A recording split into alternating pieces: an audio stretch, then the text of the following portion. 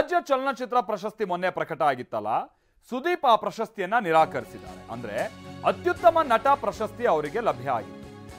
ಇದು 2019ನೇ ಸಾಲಿನ ಪ್ರಶಸ್ತಿ. ಅವರು ನಟಿಸಿದ್ದಂತ ಪೈಲ್ವಾನ್ ಚಿತ್ರಕ್ಕಾಗಿ ಅತ್ಯುತ್ತಮ ನಟ ಪ್ರಶಸ್ತಿಯನ್ನ ಘೋಷಣೆ ಮಾಡಲಾಗಿತ್ತು. ಆದ್ರೆ ರಾಜ್ಯ ಚಲನಚಿತ್ರ ಪ್ರಶಸ್ತಿಯನ್ನ ಸುದೀಪ್ ಅವರು ನಿರಾಕರಿಸಿದ್ದಾರೆ. ರೀಸನ್ ಏನು?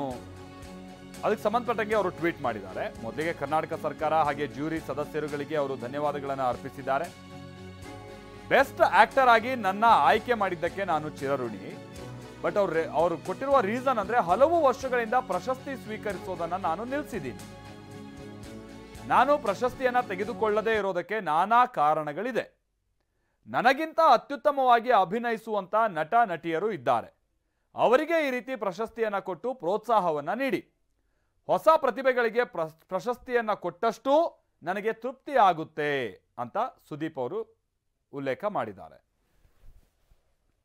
ಮಂಗಳ ನಮ್ಮ ಪ್ರತಿನಿಧಿ ಇದಕ್ಕೆ ಸಂಬಂಧಪಟ್ಟಂಗೆ ಮತ್ತಷ್ಟು ಡೀಟೇಲ್ಸ್ ಅನ್ನು ಕೊಡ್ತಾರೆ. ಮಂಗಳ, ಈಗ ಸುದೀಪ್ ಅವರ ಈ ನಿರ್ಧಾರ ಬಹುಶಃ ಮುಂದಿನ ದಿನಗಳಲ್ಲಿ ರಾಜ್ಯ ಸರ್ಕಾರ ಅಥವಾ ಯಾರೇ ಪ್ರಶಸ್ತಿ ಪ್ರಕಟ ಮಾಡುವಂತ ಸಂದರ್ಭದಲ್ಲಿ ಅವರಿಗೊಂದು ವಿಚಾರ ಗೊತ್ತಾಗುತ್ತೆ, ಹೌದು ಸುದೀಪ್ ಅವರು ಪ್ರಶಸ್ತಿ ಸ್ವೀಕಾರ ಮಾಡಲ್ಲ ಅಂತ. ಬಟ್ ಈಗೇನೋ ಕೊಟ್ಟ ಆಗಿ ಹೋಗಿದೆ, ಅಂದ್ರೆ ಪ್ರಕಟ ಆಗೋಗಿದೆ. ಈಗ ನೆಕ್ಸ್ಟ್ ಏನು ಅಂತ ಮಂಗಳ?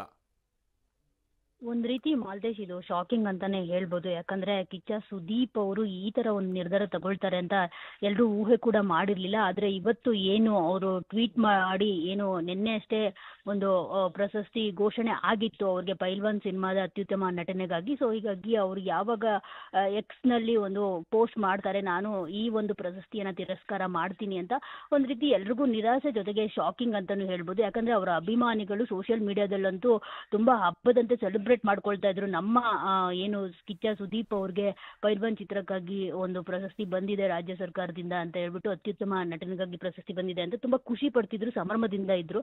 ಆದ್ರೆ ಈ ವಿಷಯ ಎಲ್ಲೋ ಒಂದ್ ಕಡೆ ನಿರಾಸೆ ಆಗೋ ಕಾರಣಗಳು ಜಾಸ್ತಿ ಇದೆ ಅಭಿಮಾನಿಗಳಿಗೆ. ಅಫ್ಕೋರ್ಸ್ ಆದ್ರೂ ಇದು ಕಿಚ್ಚ ಸುದೀಪ್ ಅವರ ಒಂದು ವೈಯಕ್ತಿಕ ನಿರ್ಧಾರ. ಆದ್ರೆ ಇದಕ್ಕೆ ಕಾರಣ ಇದೆ ಅನ್ನೋ ಒಂದು ಮಾತನ್ನ ಕಿಚ್ಚ ಸುದೀಪ್ ಅವರು ಹೇಳಿರುವಂತದ್ದು. ಅಂದ್ರೆ ಈ ಒಂದು ಪ್ರಶಸ್ತಿಯನ್ನ ತಿರಸ್ಕಾರ ಮಾಡೋದಕ್ಕೆ ಸಾಕಷ್ಟು ನಾನಾ ಕಾರಣಗಳಿದೆ. ನಾನು ಇಲ್ಲಿ ಅದನ್ನ ಹೇಳೋದಕ್ಕೆ ಬಯಸೋದಿಲ್ಲ. ಆದ್ರೆ ಕಳೆದ 7 ವರ್ಷಗಳಿಂದ ನಾನು ಯಾವುದೇ ರೀತಿ ಪ್ರಶಸ್ತಿಯನ್ನ ಸ್ವೀಕಾರ ಮಾಡ್ತಿಲ್ಲ ಅನ್ನೋ ಒಂದು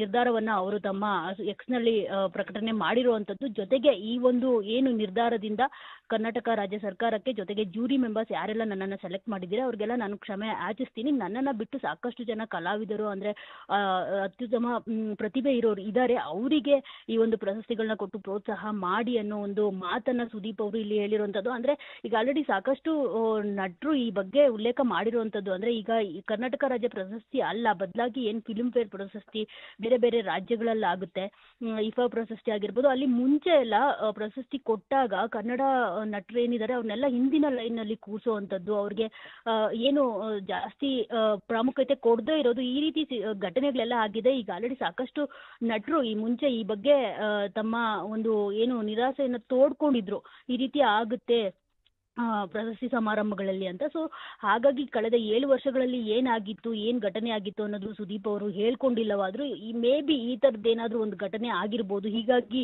ಅವರು ಈ ತರ ನಿರ್ಧಾರಕ್ಕೆ ಬಂದಿರ್ಬೋದು ಅನ್ನೋ ಒಂದು ಥಿಂಕ್ ಮಾಡ್ಬೋದು ಮಾಲ್ತೇಶ್. ಆದ್ರೆ ಏನು ಇದಕ್ಕೆ ಎಕ್ಸಾಕ್ಟ್ಲಿ ಏನ್ ರೀಸನ್ ಅಂತ ಗೊತ್ತಿಲ್ಲ. ಬಟ್ ಎಲ್ಲ ಒಂದ್ ಕಡೆ ಇದು ಅವರ ವೈಯಕ್ತಿಕ ನಿರ್ಧಾರ ಅಂತ ಅನ್ಸುತ್ತೆ. ಜೊತೆಗೆ ಏನು ಅವರು ಇದರಲ್ಲಿ ಒಂದು ಅವರ ವ್ಯಕ್ತಿತ್ವವನ್ನು ಕೂಡ ಮೆರೆದಿದ್ದಾರೆ. ಅಂದ್ರೆ ಸಾಕಷ್ಟು ಹೊಸ ಹೊಸ ನಟ ನಟಿಯರು ಇದ್ದಾರೆ, ಅವರಿಗೆ ಈ ಒಂದು ಅವಾರ್ಡ್ನ ಕೊಟ್ಟು ಪ್ರೋತ್ಸಾಹ ಮಾಡಿ ಅನ್ನೋ ನಿಟ್ಟಿನಲ್ಲಿ ಕೂಡ ಈ ನಿರ್ಧಾರವನ್ನು ತೆಗೆದುಕೊಂಡಿರ್ಬೋದು ಮಾಲ್ತೇಶ್. ಥ್ಯಾಂಕ್ ಯು ಮಂಗಳ.